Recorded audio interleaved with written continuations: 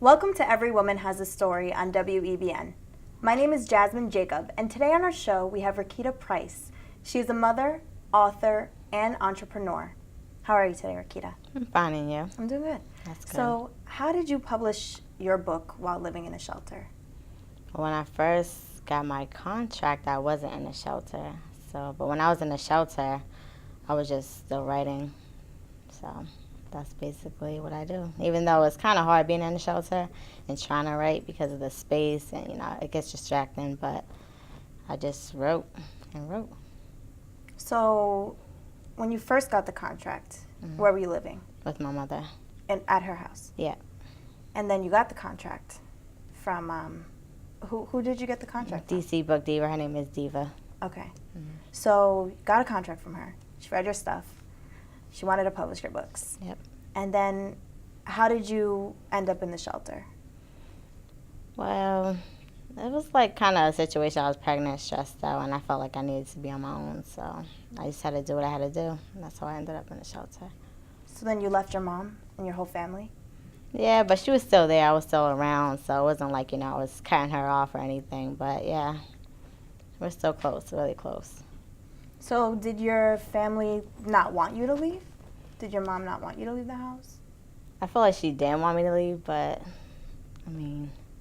sometimes you just got to let your child go. But it was nothing really personal. I just felt like I needed to be on my own, and I was stressed out, so I didn't want to, and I was pregnant too, so I didn't want to make more stress on me when I was pregnant, so I just had to leave.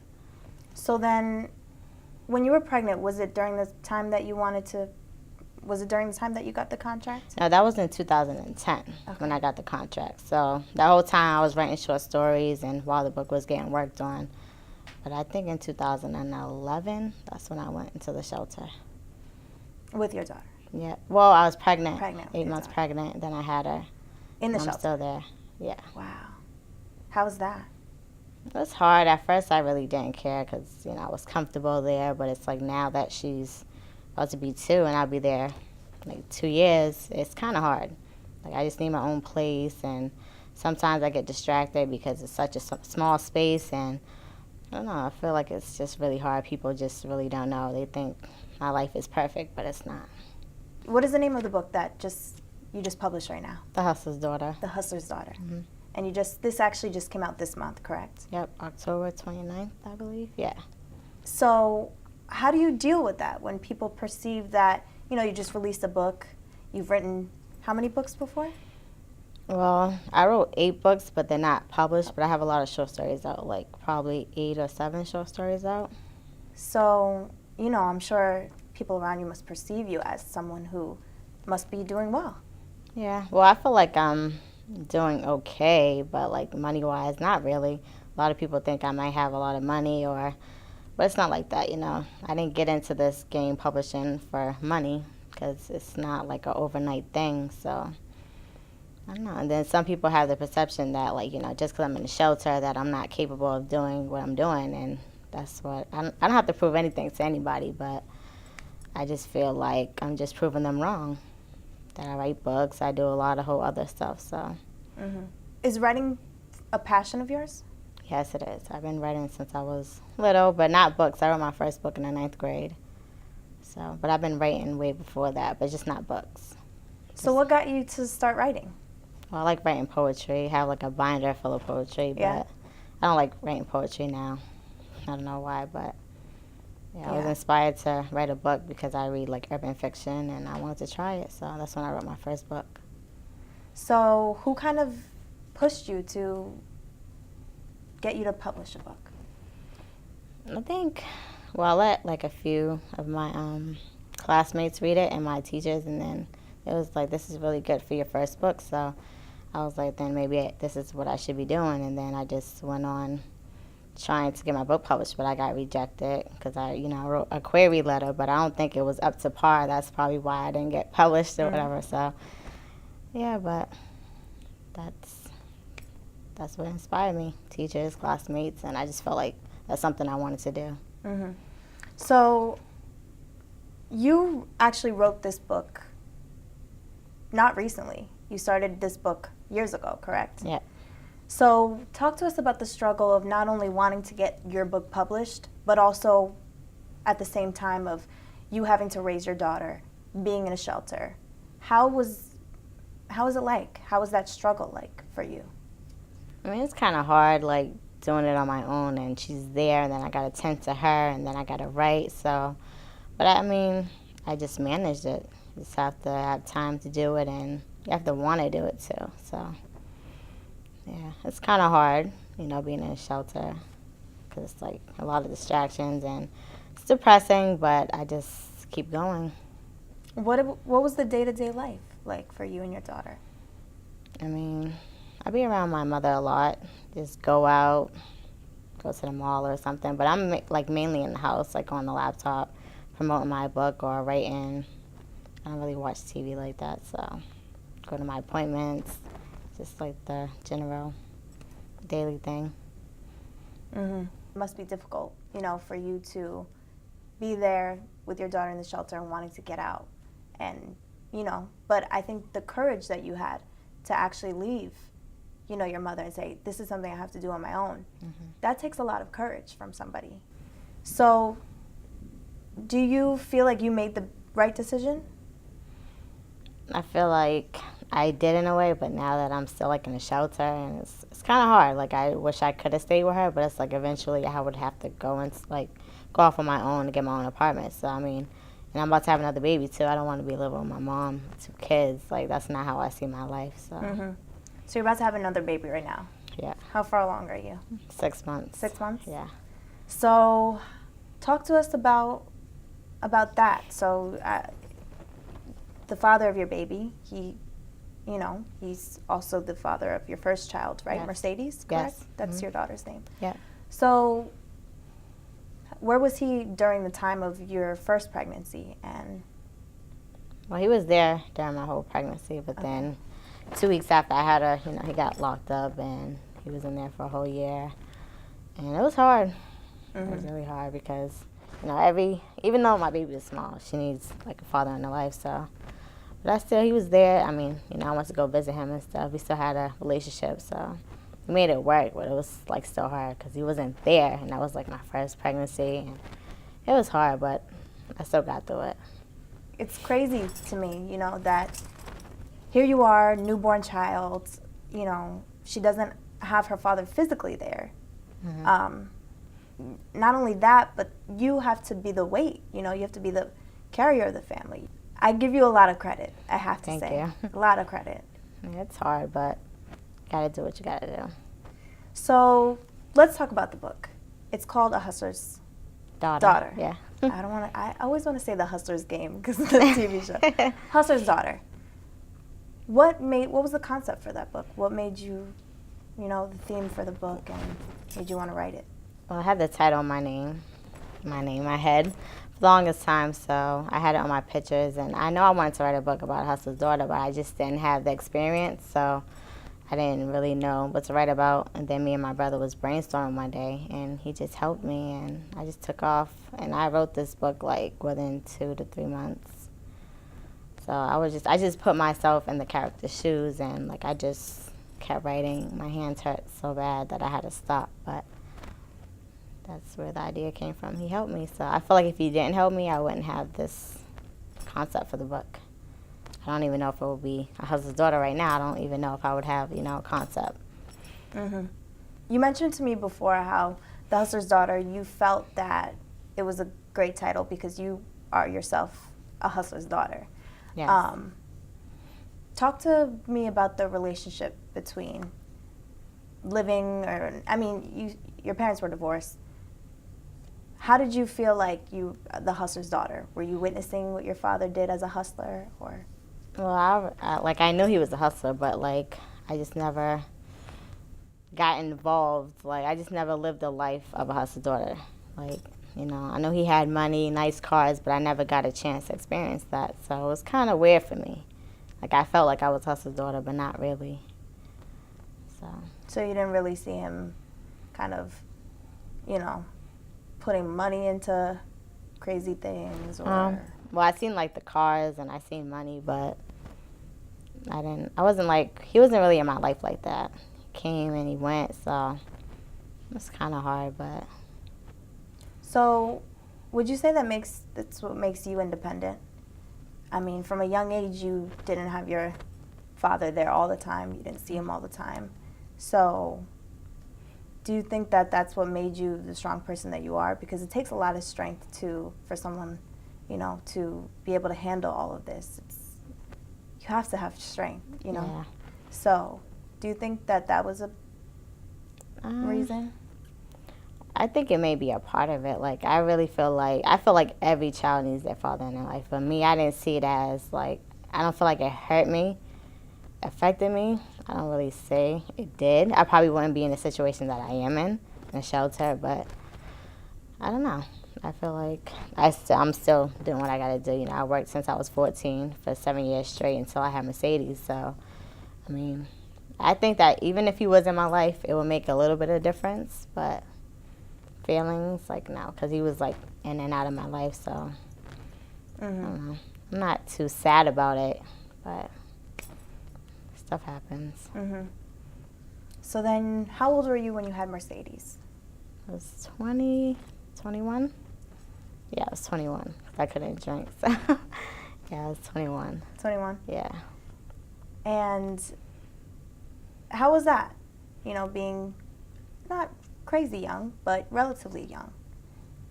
How were the people's feedback around you? Your friends, family, were they excited for you? I don't really have friends. My family, I mean, they supported me. My mom was kind of surprised, but she was happy. And, my Nana who passed away, she was happy too. She was kind of shocked too, but she loves my daughter. She still does, even though she's not here. Rest in peace. But they supported me, but a few people didn't, and it's kind of hard. Who didn't support you? Well, I had a big sister from the Big Sister Association, and I knew her since I was like 7. And she was kind of mad, but I understand where she was coming from because I told her that I would never have kids. But I mean, that's when I was little, so it's kind of emotional, because like you think somebody who's like there for you, like she was supposed to be my sister, so even though she wasn't blood, but it's like you're supposed to be kind of happy for me, like she was like, do you like believe in abortion or giving up your child? And it's like, how could you say that to somebody? Even though I knew you for so many years, it's like you should be the main one supporting me, even if you feel like I'm young. But it was kind of hard, so I don't talk to her anymore, but wow. It was hard. So she was your big sister? Yeah, from, the Big Sister the Big Association, Sister. yeah. Wow, and you grew up with her. I mean, you said you knew her since you were 7. I was like 7, like, yeah. Yeah, we went out like every other weekend or every weekend, and we was close, but so that was kind of hard. Wow. From 7 until you were 21. Like, yeah, still know her, but Being we friends. don't talk. Yeah, that's where we were. So. And why did she stop talking to you?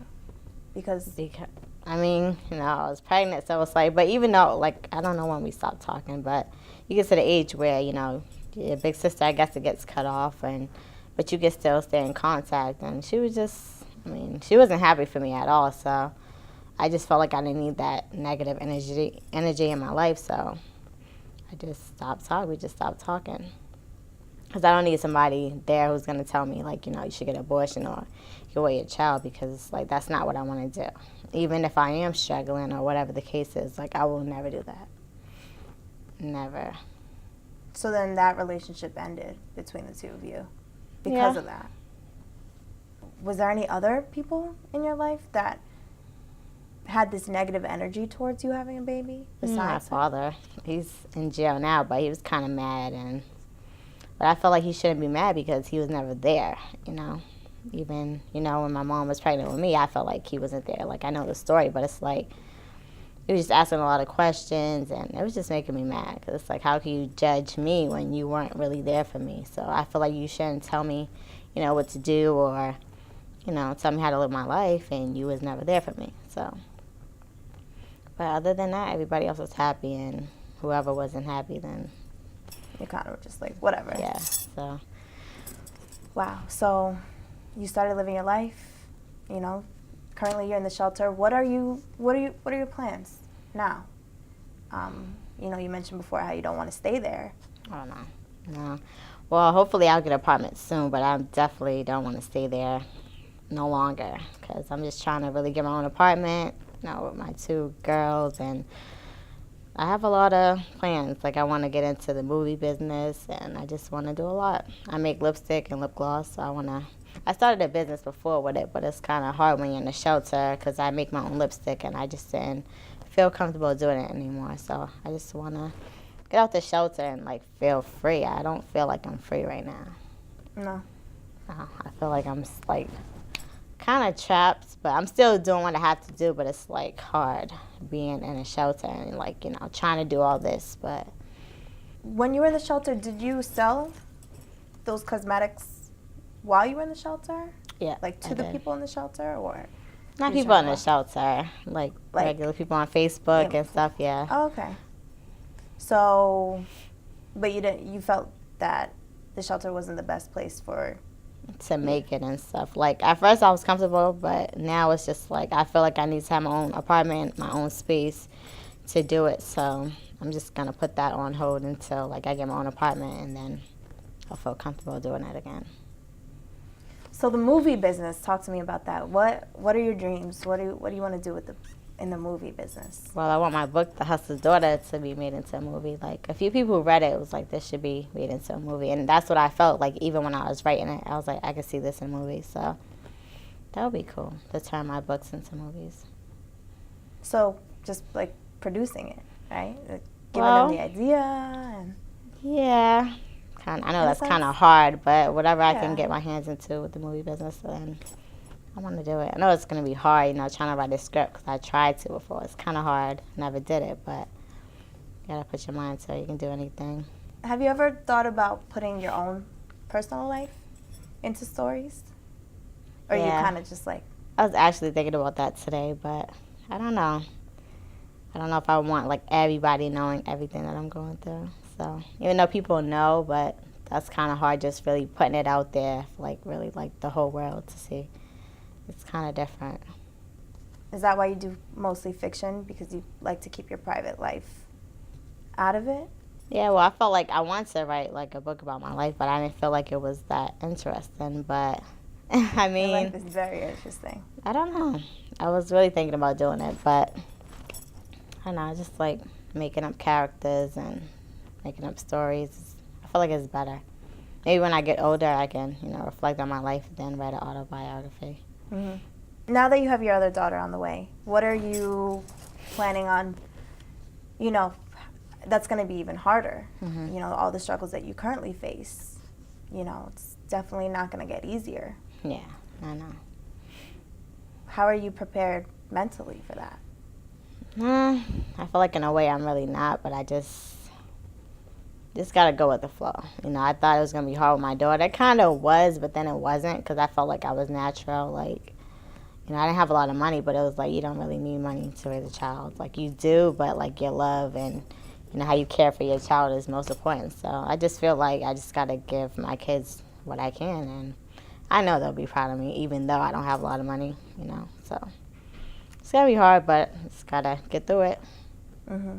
Are you looking at subsidized housing in the future? Yeah, that's what I'm looking for now, until I get back on my feet with working, because I was working for 7 years before I had my daughter. And then after I got into a shelter, I didn't go back to work. So it's kind of hard. It was really hard because I was never used to, depending on, people or anybody helping me, with money situations and stuff like that. So it was hard. I was independent. I had my own car, and, I was living with my mom, so I was fine. So I had my daughter. I mean, she's a blessing, but it was just kind of hard not having, the money, the car. It was hard. Mm-hmm. But I'm still, grateful and blessed to have her. And I wouldn't change it, if anything. Mm-hmm.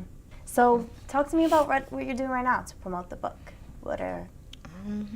Well, I'm on Facebook, promoting in groups, on my page, Twitter, on Instagram. When people order copies from me, I'll take a picture of it, post it up, and a lot of people want to buy it. So I just got to promote. There's other people promoting for me too. So, yeah. So you got the Facebook account. It's being sold online, correct? Yeah, on Amazon, Barnes & Noble. I think it's available on iBooks too. So. Do you read through the comments that people write from your previous books that you've had? Yeah, the customers, they can leave reviews, and I do. Do you ever read them and be like? I mean, I get like a lot of good reviews. Like you'll see like a few like 1 stars or 2 stars or something like that, 3 stars, but it makes me kind of mad. But like everybody's not gonna like your work, Right. So I mean, you just gotta deal with it. Like I learned to just not get mad because I would want to go write a comment, but like, what do you mean? But I'm over it now, so everybody's not gonna like what you write, even if it is good to you or everybody else you know. A lot of people have their opinions, so. Are you planning on writing anything else in the future, or? Yeah, I'm still writing now. Like, I have a lot of short stories, like part 2s and part 3s that I have to work on. Like, I have a lot to write. And from this book? Well, I have part 2. I already finished part 2. So I just have to send it over to my publisher. But, yeah, that's going to be a series. But I have a lot of other short stories. And so, yeah, I'm going to continue writing. So do you see money from these books? Do you make money from these books? Or yeah. Well, when I self-publish, like, because that's different. When you self-publish, you get all the money. But when you publish through, like, a company, you get, like, royalties and you share it with them. So, yeah, that's why I self-publish, too, because it's, like, I have to do something on the side. I'm not working, so, yeah, it just depends on how, well your book sells. Then you'll see a lot of money. But to me, it's like I didn't get into this industry to make money because I know it wouldn't be like, I feel like you wouldn't get a lot of money like that. But it depends on, your fan base. But even if I don't get a lot of money from it, I still feel like I'll still write because this is what I want to do. I feel like this is what I was born to do. So I'm still going to do it. So what advice would you have to give to those that have their careers or have their passions and want to do it, but are also in a shelter? I just say keep going. It's going to be hard now, but you won't be in a shelter forever. So you just got to continue doing what you're doing no matter what. Like, I lost my Nana, and it was so hard because I just stopped writing. It was really hard. So, and then, like, I lost my aunt, like, a couple months later, so I just felt like it was hard. But I felt like I didn't want to write no more. I just felt like my life was, like, over. But I feel like she would want me to keep going. So that's what I did. So that's why I grind so hard, and for my kids, so. Were you really close to your Nana? I'm sorry, I'm just emotional because I felt like she was just that woman. So, she had 13 kids. My mother was the youngest, so we was really close. Like, I went to Boston every day, mostly every day to go to her house, and that was just my Nana. I loved her. I still love her so much. Like, it just affected my life so much. Like, this has been, like, the worst year, so. And I know she was proud of me, so. Yeah. But she wasn't able to see my book get published. Like, she's seen my short stories, but she wouldn't read it. But, she always wanted a paperback copy of my book. But, she passed away in May this year. Then my aunt passed away, like 2 or 3 months ago. And she bought me my first laptop. So it was kind of hard. So when I felt like giving up, I just thought back to, like, my Nana and her. Like, if it wasn't for my aunt buying me my laptop, then I probably wouldn't even be, like, a writer. So I feel like that's, like, part of my inspiration to keep going, too. Sorry. No, that's okay. No, I know. It must have been so tough on you. Those are... It was. I think what you're doing right now by, continuing your passion is something that they would definitely want to see, Yeah, and a lot of people really didn't understand, like, why I shut down. Like, you have to get over it, but everybody deals with death differently. Like, so I just felt like a lot of people really didn't understand. Like, and me being in a shelter, like, you don't know what I'm going through. Just because I'm writing books or, I make lipstick, lip gloss, it doesn't mean that's nothing. Like, I'm still going through a lot. And my Nana was really close to me, so it's like, it was really hard. Like, I just shut down. I didn't want to do nothing. I just didn't want to write no more. I was just like, I couldn't even pick up a pen to write. So, but now I just feel like this is like all motivation to just keep going. Like, that was like a couple months ago. So now it's like, I have to get over. It's not, I'm getting over it, but you know, her loss is just affected like all of our lives, like my mother. And you know, me and my mother, that was her best friend, so now, you know, I have to be my mother's best friend. So it's kind of hard, but I just feel like this is all coming together. So, and she would want this. She wouldn't want me not to write. She wouldn't want me just to shut down and just because she passed away. So yeah, no. Wow, you've been through a lot. yes. But I admire you so much for coming here, telling your story on Every Woman Has a Story, being able to share with us, you know, not only struggles but loss and how you keep going. So thank you so much. Thank you for coming. It means a lot. Thanks. Thank you for watching Every Woman Has a Story on WEBN. We've been talking with Ricketta Pryce. If you would like to be a guest on our show or know anyone who would also like to be a guest, please email us at ewhastory@gmail.com. I'm Jasmyn Jacob.